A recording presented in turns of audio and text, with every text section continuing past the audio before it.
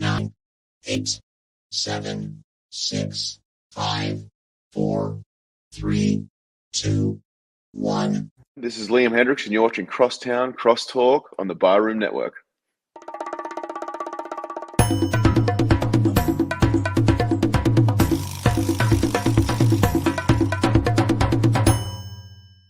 Some may find the following disturbing. Discretion is advised. Every summer in Chicago, the sunshine spotlights the city's spectacular skyline. Its luxurious lakeshore, marvelous monuments, and the over 200 neighborhoods in the city. And it also brings to light two of the greatest sports franchises in the world. On the north side, it's the Cubs. On the south side, it's the White Sox. This is Crosstown Crosstalk.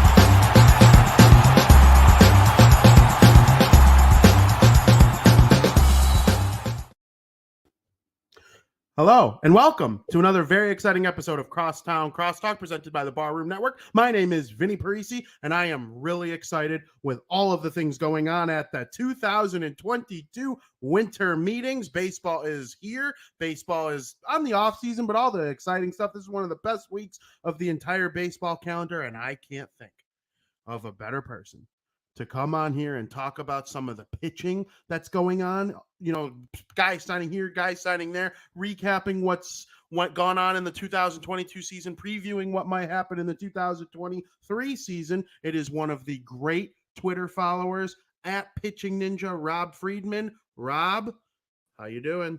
I am doing great. How about you? I'm doing very good. Thank you so much for coming on our show. We are all huge fans. Well, Liam Hendricks got me fired up in your little opening there, so I'm ready to go. Like whenever Liam's there. Have you ever met Liam? Oh, absolutely. Yep. Isn't he just one of the most delightful people you'll ever come across? He's one of my favorite people in baseball. I happen to really like Australians generally, but yeah, he sums it up. Like he's just naturally a good dude.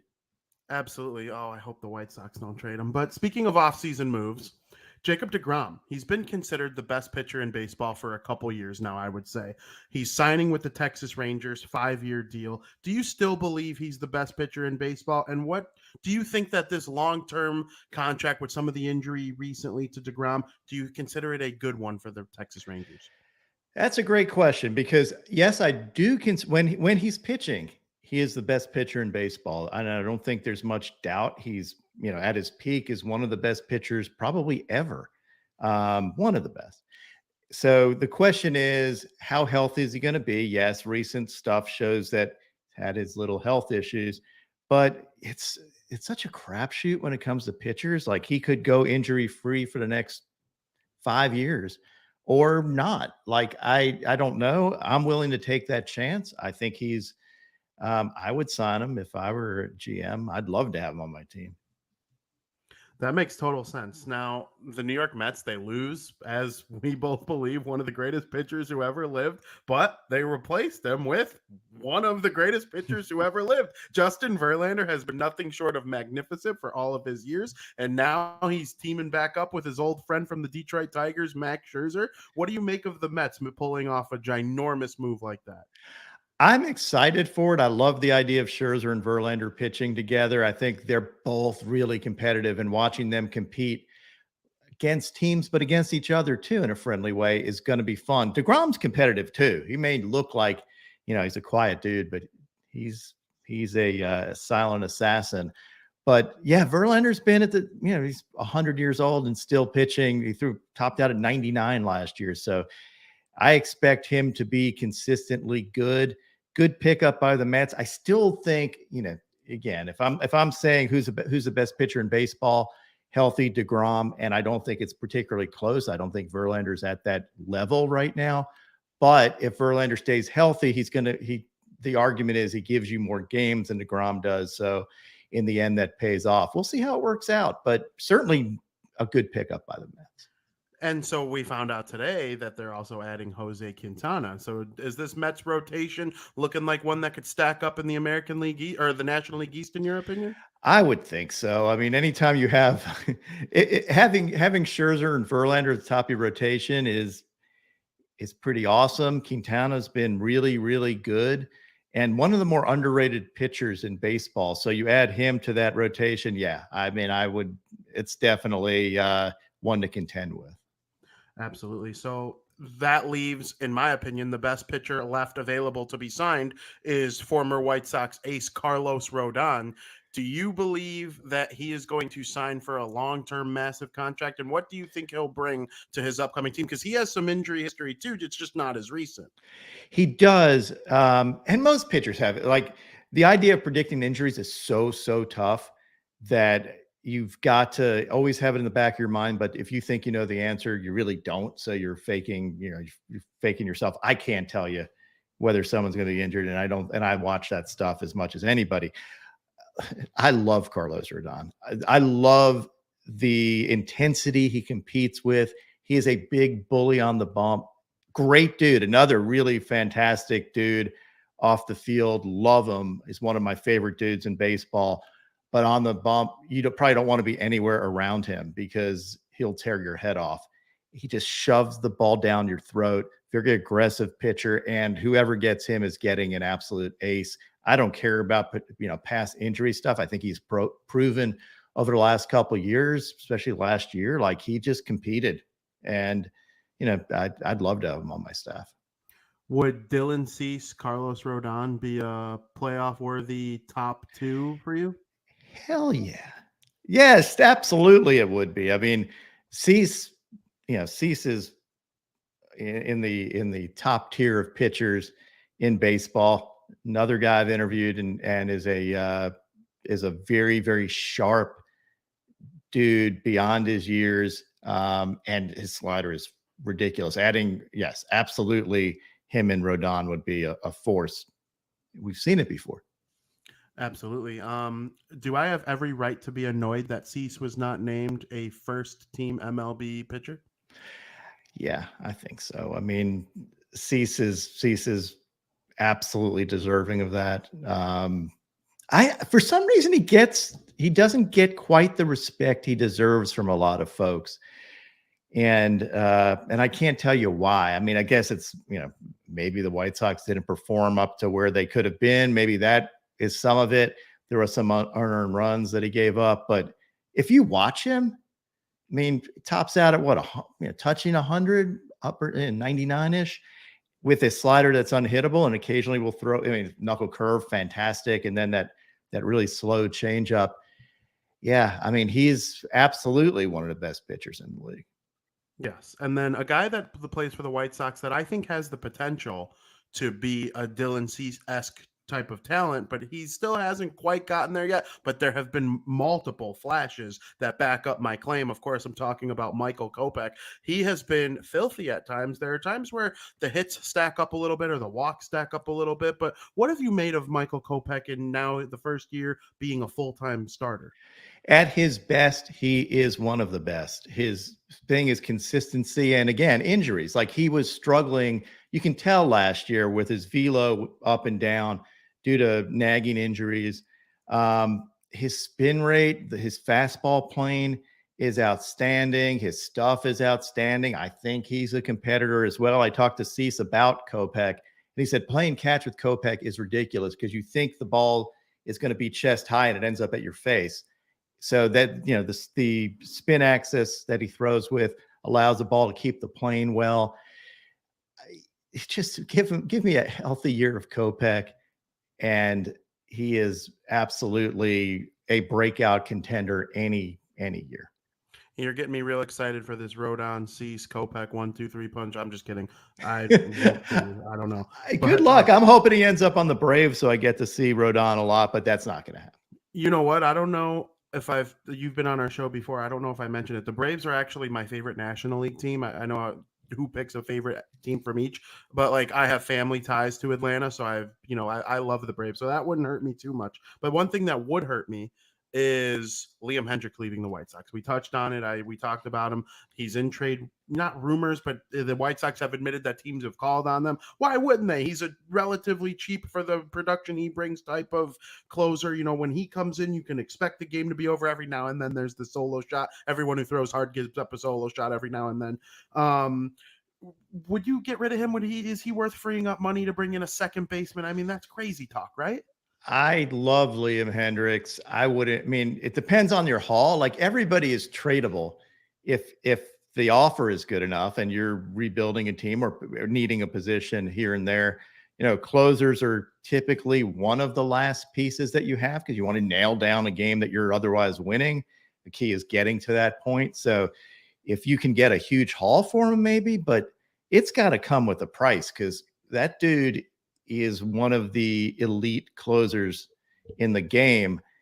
Obviously, every team would love to have him, and you'd be stupid not to, but it's what you'd give up for it and what the White Sox would get in return, because I wouldn't let go of him cheap. I mean, he is a piece of any playoff contending team wants a guy like that on the bump.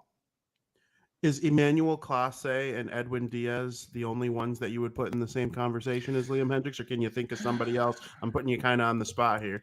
Yeah, I mean, it really depends. Like, Hader at his best is amazing. He wasn't at his best for a large part of last year, but at the end of the year, you saw what he looks like at his best.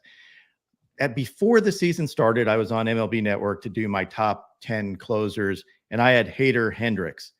Liam wasn't happy that I picked him second.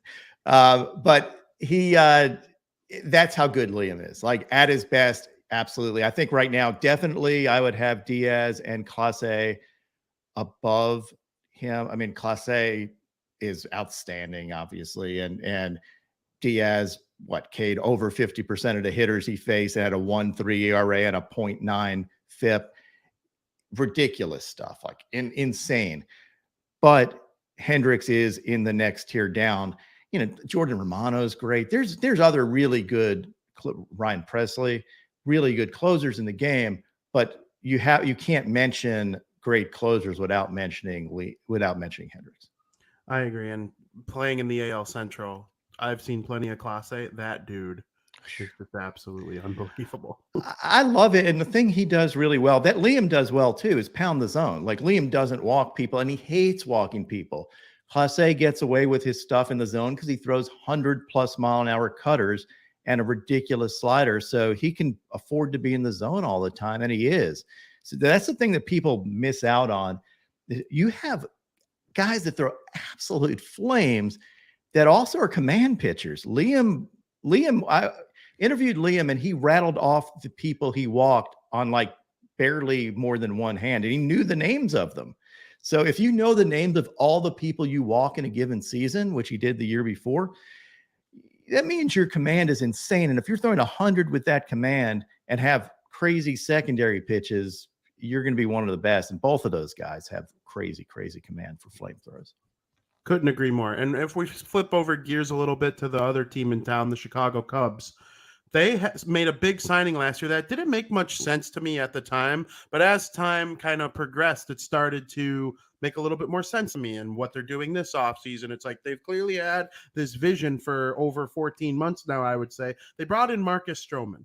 And at first I was like, why would the Cubs, a team that traded Rizzo, traded Bryant, Baez, Kimbrel, all of them, they're bringing in Stroman. They're going to stink this year. That's like, having a Ferrari in a townhouse. Like, it was weird to me.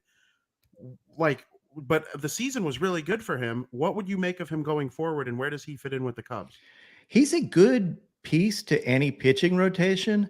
I'm a long-time fan of his. He's been one of my longtime followers. We get along great, and clearly an important piece to that Cubs rotation that is getting sneakily really good. If people paid attention, and I don't think a lot of people did unless they followed my account or were a Cubs fan, they have some filthy pitchers, and it's just a matter of time before they break out. So I think he's a great piece on that rotation to bring some stability. You know what you're getting when you have a Stroman outing, and maybe bring some confidence to these young pitchers. Having a veteran guy around younger pitchers is incredibly important because it helps steady their ship and maybe takes a couple years off their development and allows them to get good quicker. So I love having Stroman on that rotation. Absolutely. And we've seen someone like Kyle Hendricks become somewhat of a legend in town. You know, he was one of the top pitchers on the team that won the World Series in 2016. And I know when I say legend in town, I'm the Michael Jordan, you know, stuff like that. Those are legends in town. Patrick Kane, like guys who are Michael Jordan, Kyle Hendricks. I love that. Yeah, yeah. And even a guy like, you know, Patrick Kane, Jonathan Taves in hockey, like Kyle Hendricks doesn't quite lean up to them, but you were one of the best pitchers on the team that ended the World Series winning drought, 108 years. He's fallen off a little bit, but everybody still loves him. Do you think he sticks around? Like, what's the future of Kyle Hendricks in your mind? He was uneven last year, obviously, because there were times where he still had that magic. And that happens when you don't have great velo. Your command better be impeccable. And his command, for the most part, is, as well as your pitch movement. Sometimes it gives you a much lower margin for error the more your velo goes down. I thought I heard some rumors of him working on his velo in the offseason. There are some probably quick fixes where he can add a couple miles an hour, and that's the difference between him being really good and maybe being, you know, average-ish if he loses that velo. So I'm curious to see where he ends up. I love the idea of a not flame-throwing guy getting people out with just magic movement and his reaction non-existent as well, like just being a complete robot. I love guys like that. There's got to be room in major leagues for dudes like him. I never miss a Kyle Hendricks outing, so I'd love him to stay around. Again, having veterans around young pitchers helps them, and watching him navigate a lineup has to help some of the younger pitchers. Yeah, there's no doubt about it. And one of the pitchers that they've been in on during this offseason, and there are a lot of teams trying to get him, is Kodai Senga from Japan. You've probably evaluated him a little bit more than everybody else. What would a guy like Senga bring to a major league team? Should the Cubs want him? Can he be an impact player in year one? Absolutely. He is a legend in Japan. He has a ghost fork, which is one of the filthiest splitters you'll see, one of the filthiest splitters on the planet. Good velocity on his fastball, solid command, an electric pitcher. There is absolutely no reason every team in baseball could use him. Is he a 1? He can be. I guess we'll see, but he's certainly a 2.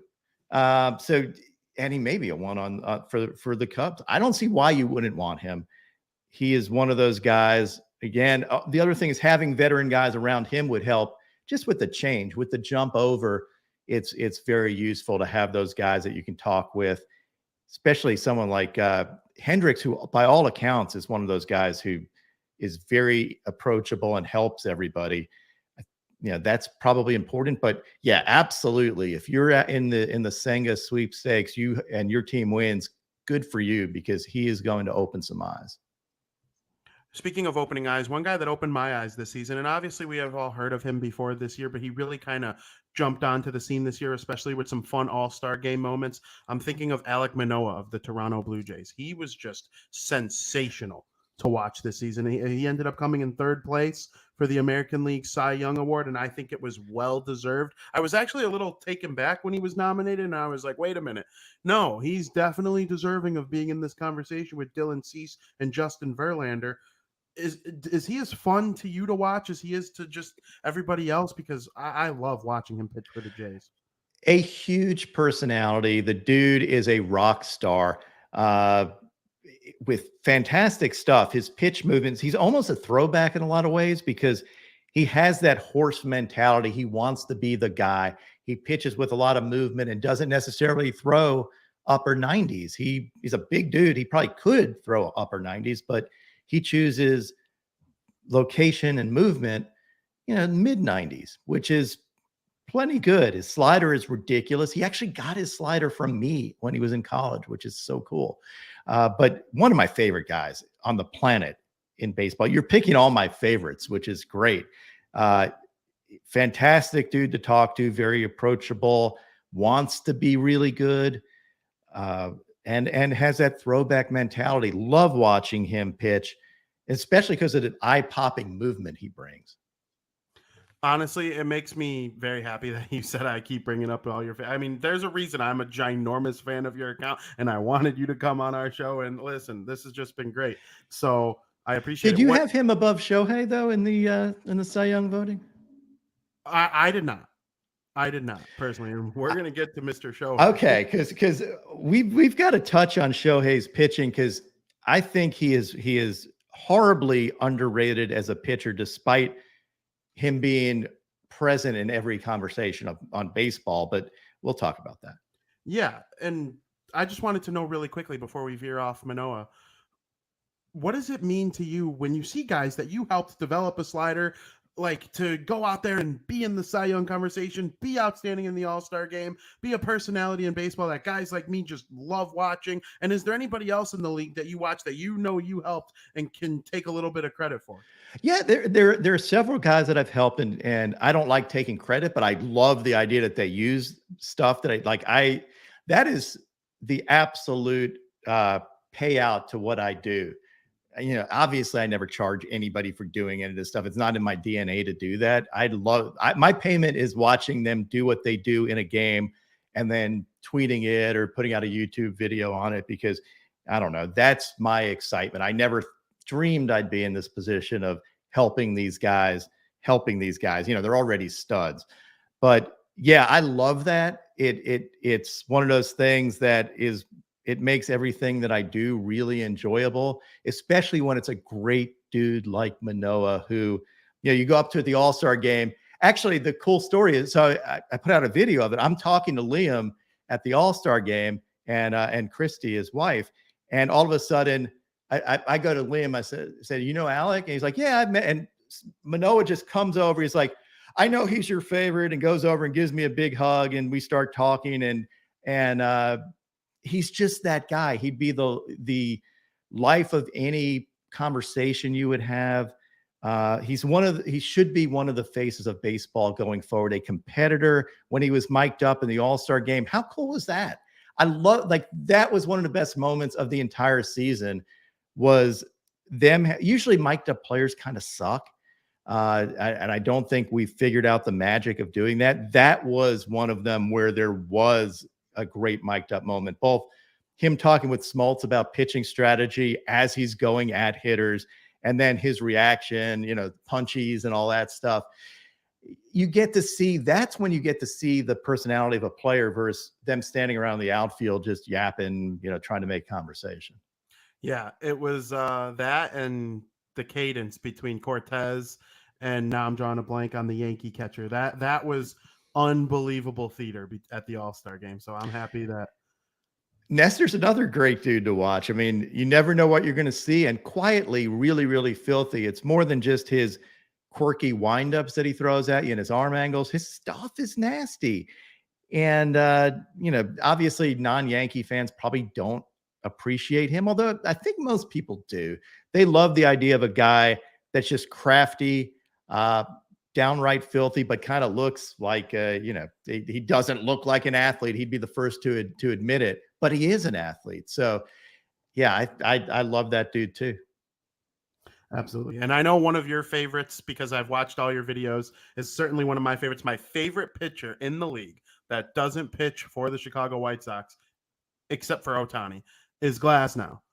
Tyler Glasnow, Tampa Bay Rays. I think his stuff is just absolutely incredible. And I might be in the minority on this, but I legitimately think he's a top 5 pitcher in all of baseball. And I think he has the potential to win Cy Young after Cy Young. He was on pace to do it in 2021 before at Guaranteed Rate Field. He, you know, had the issue with the sticky stuff not being there anymore, and he was gripping the ball differently, and he didn't return till the end of the season. First of all, what did you make of how he returned and how he looked coming into the playoffs for the Rays and stuff? And what do you expect from him going forward now that he's hopefully, fingers crossed, going to be at 100%? Well, I mean, you're 100% right. I think he is one of the most talented pitchers in baseball. Huge dude, throws gas, an absolute hammer curveball. And is constantly getting better. I mean, he added his slider cutter mix. He's a filthmeister and gets some of the worst swings in baseball because he's so imposing and throws so hard. It gives you no chance to make a decision. I thought he looked like himself when he came back. There were definitely flashes of absolute dominance, and having a full season of Tyler Glasnow in the league, that was one of the hardest things, was going through a season for me not having him out there, because he's absolutely one of the best pitchers to watch. That and having Dustin May for a full season, who when his command is anywhere near what it should be, is another one of the guys that I probably focus on maybe more than most, because his stuff is absolutely insane. So you have two guys, Glasnow and May, who may be underrated generally, unless you watch for filth. If you're watching for Cy Youngs, you probably haven't seen them as much. And, obviously the Rays get a little bit less eyes on them than some other teams. If Glasnow pitched any big market team, he would be viewed as one of the best pitchers in baseball. He's still probably viewed as one of the best pitchers in baseball, because he is one of the best pitchers in baseball. I agree. At Pitching Ninja is a 10 out of 10 account normally. Add Glasnow to it, and it's a 12 out of 10 pitching account, because that's one of my favorite types of tweets you put out to retweet and, say a little comment about, because I just love Tyler Glasnow. But a pitcher who is worthy of closing this portion of the show with is Shohei Ohtani. We've touched on him a couple times. You can't talk about baseball for more than 5 minutes without getting to him. He's just an absolute specimen. Of course, we know he hits bombs. He's one of the best hitters in the league. He's a top 5 hitter, and he's a top 5 pitcher. This year, the pitching, though, in my opinion, was taken to the next level. He got better than I thought he could, and that is saying something. Goes to show how good Judge was at hitting, that Shohei didn't win MVP. I'd love your opinion on that as well. But what did you make of Ohtani's season? What's going to happen with him in the future? And you just talk about Ohtani, because I can listen to it for hours. Yeah, and I could talk about him for hours, because his pitching, to me, and I thought this when he came over, honestly. I thought his hitting was behind his pitching. Having watched him in Japan for years before he came over, I knew how good he was. He has taken his game to an absolute next level, and I think there's another maybe quarter level that he could take it to, even beyond that. Although it's hard to imagine being better than he was last year. If you haven't watched him pitch constantly, you're sleeping on him, and you think he's overhyped. He is underhyped as a pitcher. Dude, he just invented 100-mile-an-hour sinker in the middle of the year last year. His slider is one of the best sliders in baseball. You had Cease's slider was number 1, but in terms of run value, Shohei's was number 2. He also has one of the best splitters in baseball. His splitter was his best pitch. I would say last year his slider was his best pitch, but his splitter can be his best pitch in any given game. And the dude throws 100 miles an hour regularly. His curveball also had a huge whiff rate, didn't throw it as much. He is incredibly talented on the bump. His command was also really good. That was the big difference last year, as he was in the zone constantly. And one of my favorite things about Shohei, besides seeing his personality on the mound, because he is the most entertaining pitcher to watch.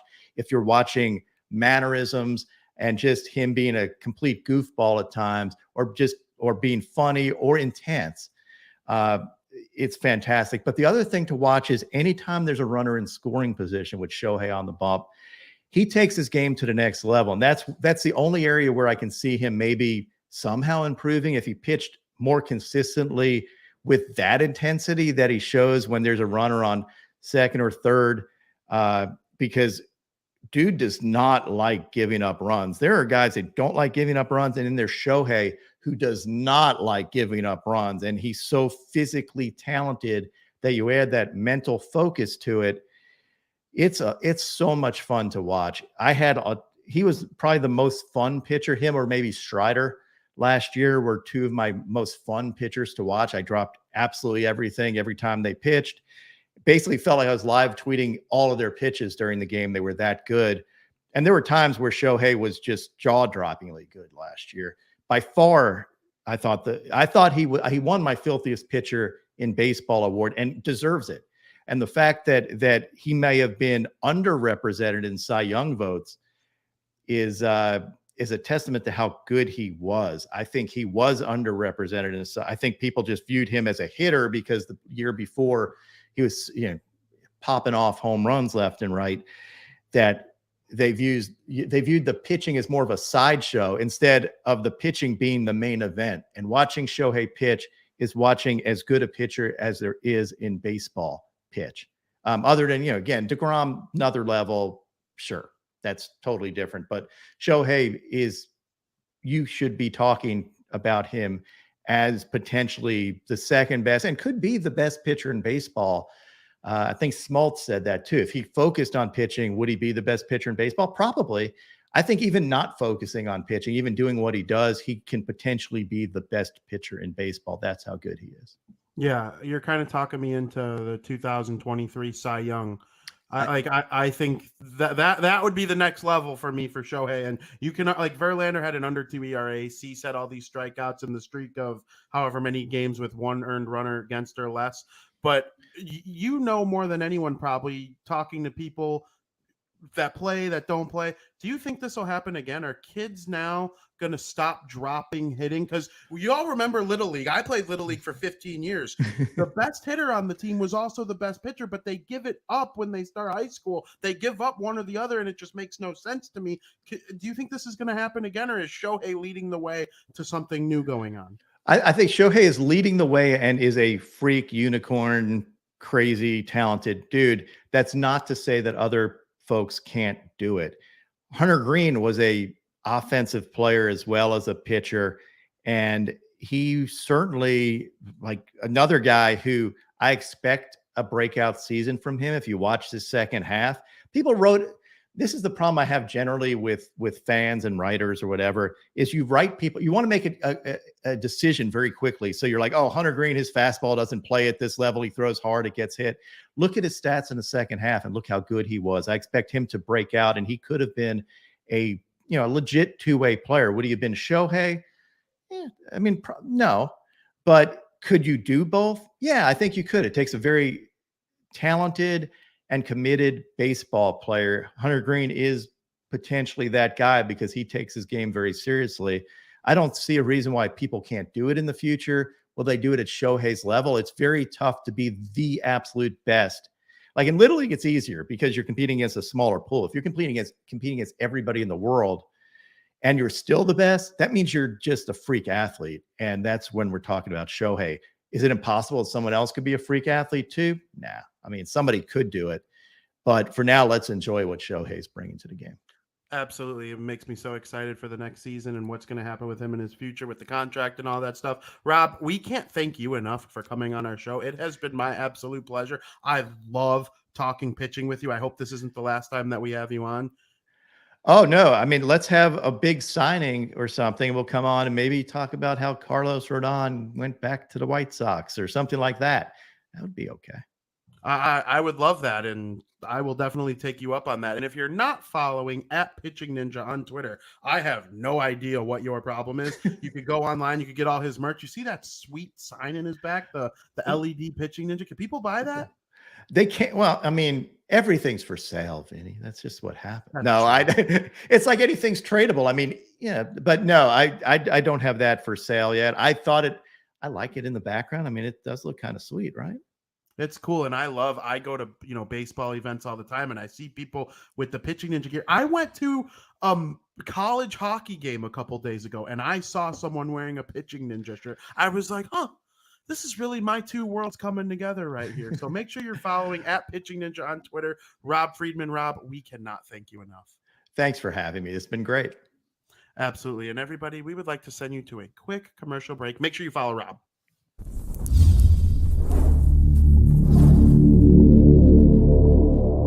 You got to be accountable to yourself. You got to be fair to yourself and say, hey, I screwed up here, and this is where I got to get better. Like EQ has that drop on that play. He should never have dropped that ball. Okay, but he did. Okay, then you can get into the two interference calls on the Bears, which I thought were atrocious, and then the non-call on Claypool, which was even worse. I mean, he was literally getting a Looked like they were doing a Heimlich maneuver with him or something, you know? Exactly, or something X-rated. Yeah. So yeah, I like that X-rated one. They didn't call it, so but there's nothing you can do about it. I tweeted out during the game, yeah, you're going to get a letter from the league on Wednesday saying, yeah, we made a mistake. That should have been a call. Big fucking deal.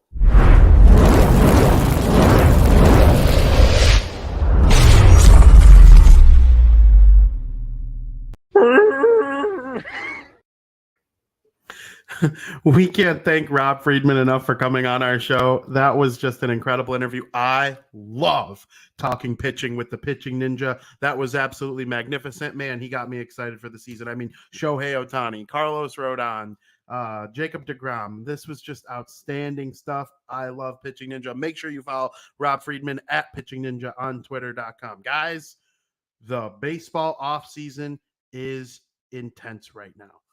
Aaron Judge this morning signed a massive 11-year, $380 or whatever $million deal with the New York Yankees. Yesterday, John Heyman came out and tweeted that he was going to the San Francisco Giants and then deleted it 5 minutes later and apologized for jumping the gun.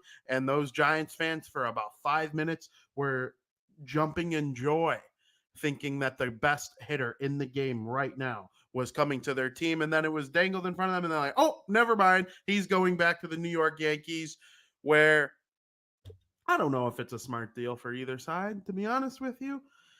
Aaron Judge is, 31? He's going to the New York Yankees, who have an aging core. I mean, Giancarlo Stanton, Aaron Judge, and Garrett Cole are going to make a combined $100 million in their age 36 season.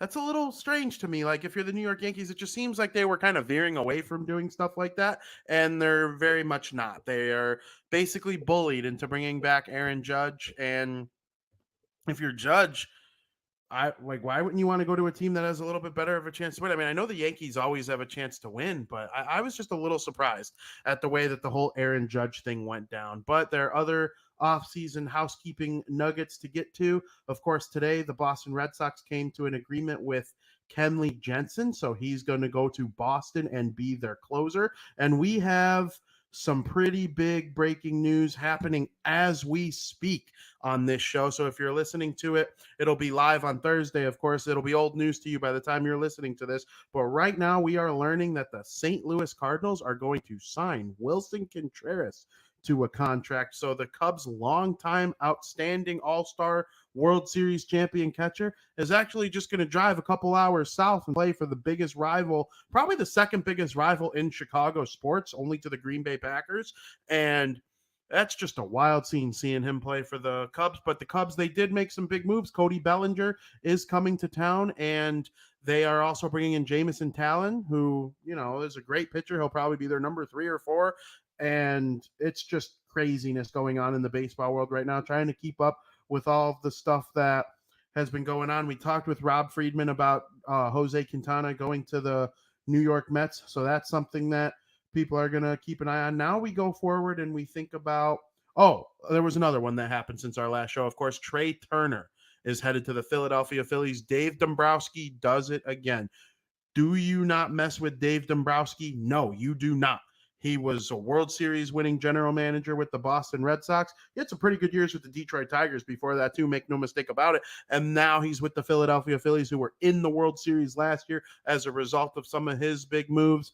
And now they add Trey Turner. So they have Trey Turner, JT Realmuto, Bryce Harper, Rhys Hoskins, Kyle Schwarber. That lineup is going to mash. And now they have a premier two-way kind of hitter where he's going to play some good defense, too.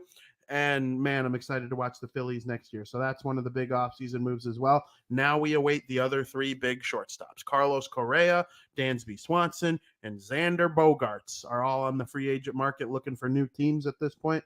There are lots of teams involved in all of them. Of course, the Cubs are involved heavily in 2 of the 3. We've heard them connected to Carlos Correa, talking with him. We've heard them connected with Dansby Swanson, talking to him. And they haven't talked to Xander Bogaerts as far as anybody knows, but don't forget, the Cubs general manager, Jed Hoyer, is the one that brought Xander Bogaerts to Boston all of those years ago before he came to the Cubs. So it's going to be interesting to see how it all shakes out, but there are lots of moves for me. The big one, though, that I'm the most excited for is to see where our guy, Carlos Rodon, will end up. Of course, he was the White Sox ace in 2021 after battling some injuries early in his career, and he was a really good number 3 behind Chris Sale and Jose Quintana for a long time, but then injuries started to pile up. He missed some time, and then in 2021 it all started to come back into fruition for him, and now he went to the Giants last year, pitched amazing again, proved he's healthy, proved he's consistent, and now he's looking for probably a bigger deal, and hopefully the White Sox are going to be one of the teams in on him. We'll just see if they're able to outbid some of the other teams in the league, especially the ones that maybe lose a bid to, for someone else that they want. Then they just are looking to spend this money on someone. Carlos Rodon might be a victim of that. But one thing that is coming in right now as well that I think is cool to have on the show for Thursday, everybody's listening to this, the Red Sox are in heavy discussions with star shortstop Xander Bogaerts. Of course, Xander Bogaerts has only ever played for the Boston Red Sox, but it was kind of looking like he was going to leave. And now he might be staying with Boston. We'll see how that all shakes out. By the time you listen to this, he might be already signed.